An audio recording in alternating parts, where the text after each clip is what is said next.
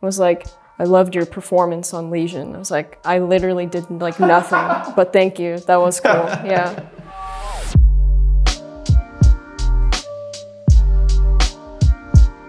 Hey, what's up? We're Superorganism and we're here at DIFFUS. Yep, beautiful Berlin, and we're gonna talk about us, talk about worldwide pop, and it's gonna be fun.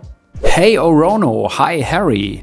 One of my favorite tracks is Black Hole Baby. What is it about? I think that the kind of concept with that song is just that we wanted to have that classic, like, we're back kind of vibe. You know, a lot of great records have that. I think of like Eminem, or even Oasis's second record has got like the hello, it's good to be back sample on it and stuff. And so it's kind of like almost a homage to that sort of thing. Orono, how was it for you being very young when your career started? I mean, you were 17, weren't you? I mean, at the time I was like pretty bitter just because, you know, I think everyone feels this when they're on social media, but you just compare yourself to other people and your friends, and like all my friends were in college and I really wanted to go to college and like study English, and I was just so jealous, and I was like, I'm stuck here in London and I have to tour the world, and I'm stuck in a big band. It's so hard doing all these interviews. I hate it.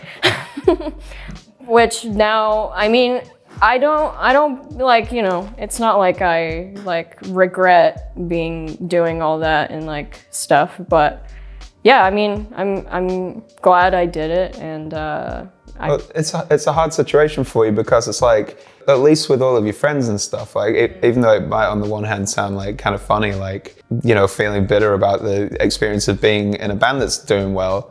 On the other hand, it's like, it's not like your friends could relate to your experience. Anyway. At least they can relate to each other in their situation. Totally, but, yeah. Yeah, it's I just felt isolating lonely. for you, yeah.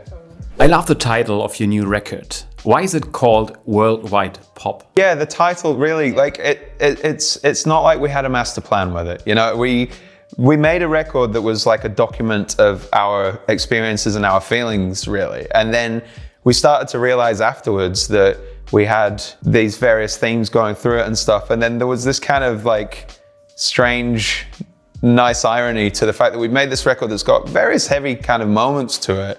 And yet the song that would be perfect as the title track was kind of in some ways like one of the more kind of fun, silly songs on the record. And so it just felt right. It was like, you know, as you say, we had all these different guests. We had like Stephen Maltmus on a track with Gen Hoshino, and it's like, where do you get like Portland indie legend Stephen Maltmus on a track with like Japanese superstar Gen Hoshino? It's like, what world do those two come together? And it's like, oh, in our world, you know? And so it just really made sense to us that it encapsulated the vibes. The guest list of the Superorganism record seems to be the Avengers of indie pop. How do you decide with which artists you want to collaborate on your album?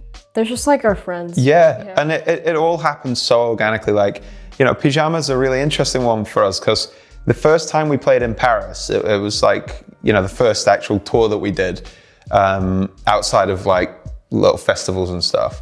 We played in Paris and they just had been booked by the local promoter or whatever as the opening act that night.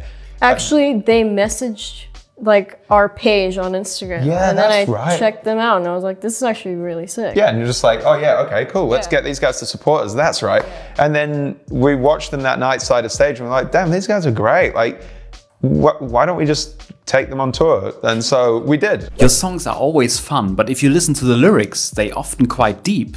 Is it annoying sometimes when people don't look into your lyrics that much? I'm never like annoyed, because to me, the fact that someone like across the world from me is listening to our music and like knows who we are is just so trippy and weird enough. Yeah. That like someone went deep enough to look into the lyrics and really think about it and like had a connection to it. That is just like the coolest thing in the world. So yeah, I don't get annoyed if people don't bring it up. Would you agree that It's Raining has the appeal for a summer hit? I hope it does, because I think a song called It's Raining being a summer hit is just it's awesome. Delicious irony. Yeah, totally. Yeah, I love that sort of thing. I mean, it is reasonably upbeat, I guess. And, you know, at the end, like at the end of the video, we've got the sun coming out at the end. So maybe that's it. It's like after a rainy day at a festival, don't worry, the sun might come out and dry your soaked jeans. Yeah, that'd be awesome. And like, I'm not too much of a summer person. So like what I like to do in this, or I don't even like doing it, but I end up just like sitting in my room, like with the AC turned on, like hardcore, just like shivering almost. So yeah, it reminds me of that. So that would be cool. I am a big Legion fan, and you've been in Legion. So how was it for you playing a part in that TV show?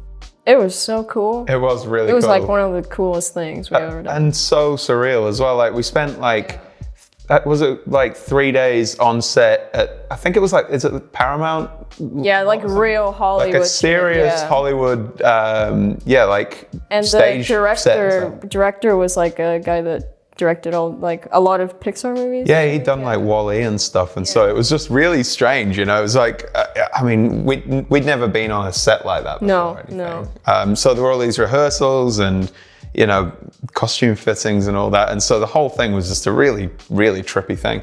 Actually, I remember as well, the extra thing that added a surreal element to it is that even though we were in LA, where it basically always is sunny, it was heavy, heavy rain the whole time that we were there as well. So in my memory, like it's the just whole this week surreal, it was raining. Yeah. And it's funny because the whole scene is obviously so surreal and trippy that it just feels like, looking back, the experience in my memory feels similarly like, did that even really happen? Like, what a strange, like, looking glass experience that was. Someone that was interviewing us earlier was like, he brought that up as well. It was like, I loved your performance on Legion. I was like, I literally did like nothing, but thank you. That was cool. Yeah.